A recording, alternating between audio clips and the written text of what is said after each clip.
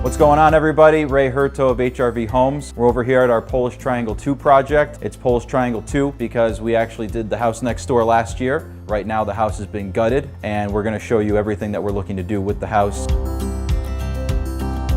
We're down here in the basement, and what we've done so far is essentially dug out to add additional height for the livable space. We've added some footings, which will hold up a couple steel components. That will allow us to achieve our open floor concept. We've added a bulkhead for ease of access into the basement. What we're working on next is adding a couple window wells to what will be a bedroom and a living space. The purpose of these window wells are means of egress and to add additional natural light into that space.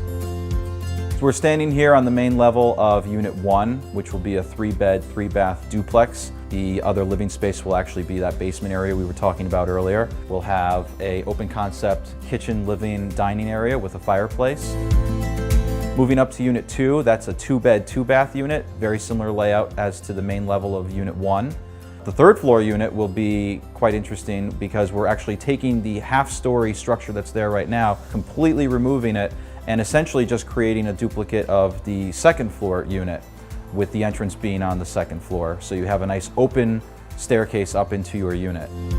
One of the things we like to do in our projects is try to keep some original detail and character of the house. In this case, we're keeping two things. The original staircase that leads from the common area of the main level, so we'll have the original balusters and posts, and we're also keeping the original front door, which we're hoping to restore. Thanks for following along on our Polish Triangle 2 project update. For more posts about this project and others that we have going on, follow us on Instagram at HRV Homes. See you soon.